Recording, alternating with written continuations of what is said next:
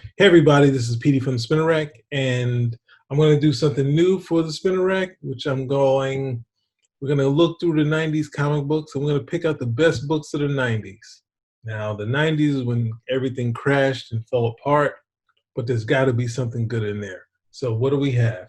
We have the 90s, but then at the same time, we can't do everything we already know people um, Adam Kubert, Andy Kubert. Um, who else is Joe Mad? There's Scott Campbell. There's a few artists that are already maybe Scott Bakalo. I'm not sure if I think we might have to look at some of his stuff in the 90s because he did some interesting stuff, at least visually strong, that I'd like to look at. The same with Greg Capullo. Not all of the stuff, but just picking out certain things.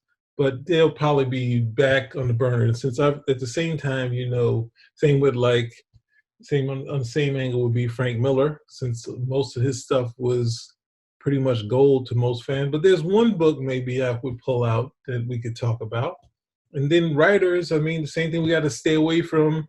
Obviously, Alan Moore, Neil Gaiman, Kurt Busiek on Marvels, Mark Waid. There's so many people that were the heavyweights during the 90s that we might have to stay away from them also.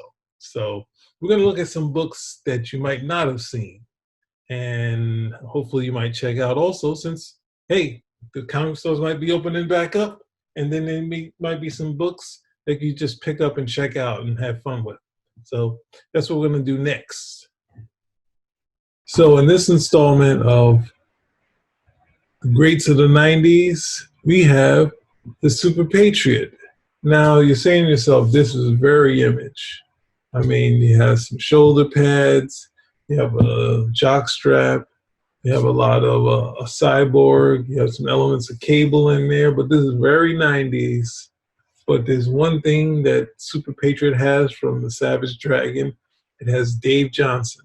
Now, when you think Dave Johnson, you think of 100 Bullets.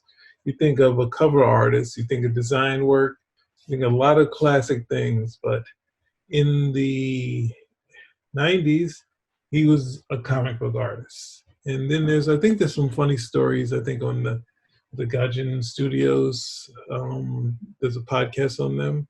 He was a part of it.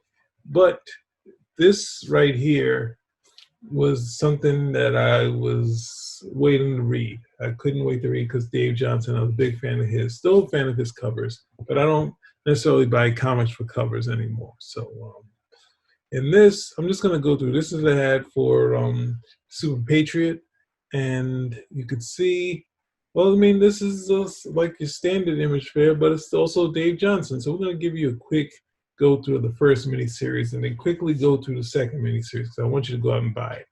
So in this miniseries, I mean, look at this stuff.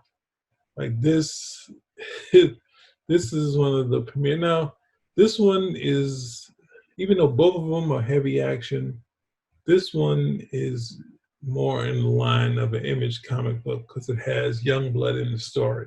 And Superpatriot has gone through a lot because I think in the Savage Dragon, he was just sort of trying to take out the dragon, just sort of like the Terminator. But, he's going against the Covenant of the Sword. You see sort of this is the effect.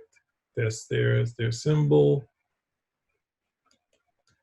And then if you go to, then you just got action like you've never seen before. And then here's the Covenant scene, and you see the cool design work. And then here's issue 2's cover. You got and Savage Dragon also, the Superpatriot gets a lot of stuff broken off of him, sort of like Cyborg from the Teen Titans.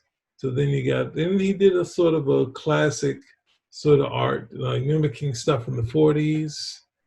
And as you go, book has been a heavy head trip of them trying out different things. And you can see the Covenant is now trying to take over Superpatriot.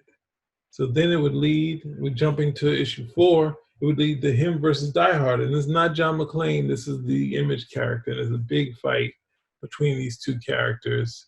And you have Die Hard in there. You have the U.S. sort of mandroids. So it's very Image, but it's also Dave Johnson. So you can't. So you get some cool fights out of them. But imagine 4 issues of Dave Johnson in the comic book, cover to cover, you know. And we got this, and I'm just going to end this on there. I'm going to go to, which is one of my favorite comic books. We're going to go to the second miniseries, which is, here we go, the Super Patriot, Liberty and Justice. Now this one, and I always like to point out that this book is the only book that competed with the big guy and Rusty the Boy Robot. Now, yes, this is your standard Image fare of a lot of action, a lot of cannon fodder, a lot of cool stuff. But this, he just ups it one more level and to be the sort of the last. I mean, he did do Wildcats, which you can check out, but that was like he do the back half of the book. So when you have this one, you have, but I'm just going to show you the first sequence of the art. Like this is the splash page and him going to Covenant coming after them. This is almost like a movie. Like this is close to something that like Perez would do. And I want to show you the storytelling here. Going from there, and it's just like so action-packed of what's going on, going from up top. Then you get to see a cool aspect of him swinging. He goes down to the floor. Then next thing you know, he's on the run again. He's flipping. There's so much stuff happening. And then he does some of his cool effects. And this panel at the dock just killed me. Like it just killed me. It was just like this snapshot, just is like the perfect opening sequence.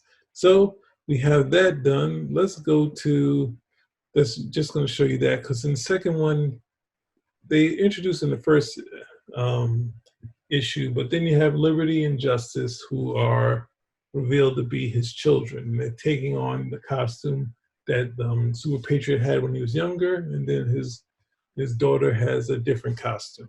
You know, the standard Image female character would have, you know, the leg kicking out, that sort of thing. So, and that's sort of the banter. And I think this is, plotted by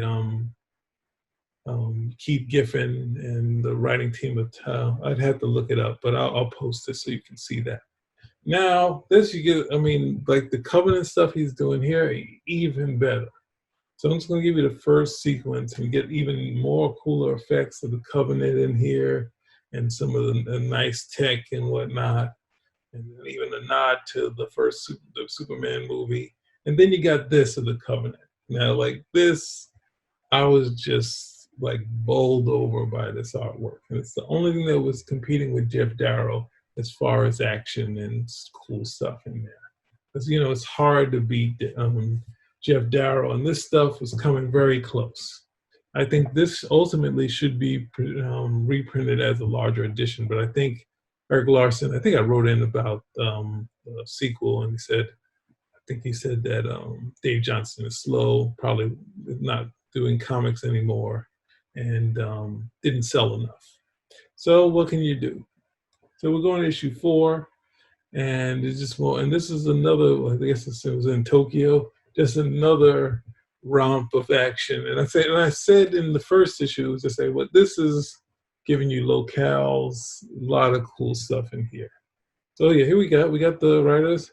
We have Tom and Mary Birnbaum are the scripters, and Keith Giffen's the plotter, and Dave Johnson, he inked it, but he got the assistant inker, and Dexter Vines.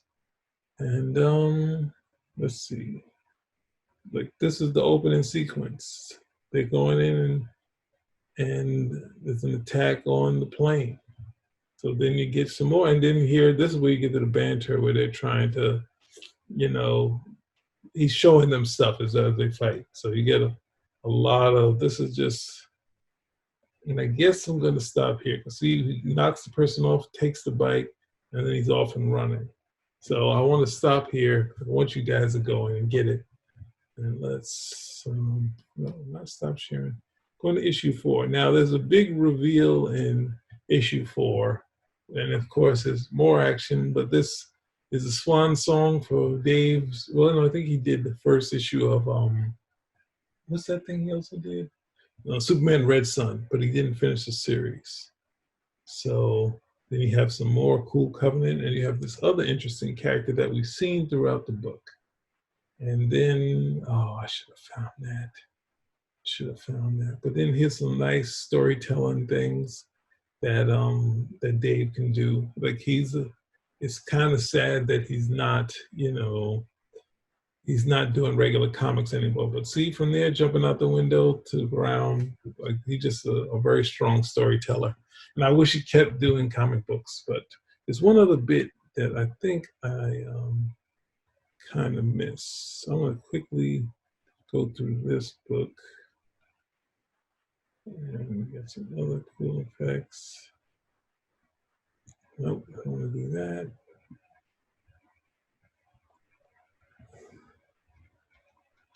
Quickly.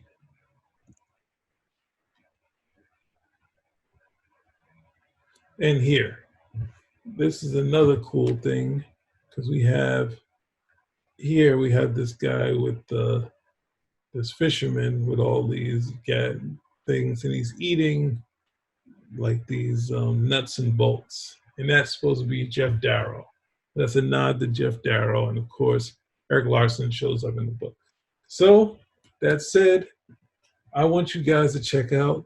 Yes, I'm saying an image book, Superpatriot, and Superpatriot, Liberty and Justice.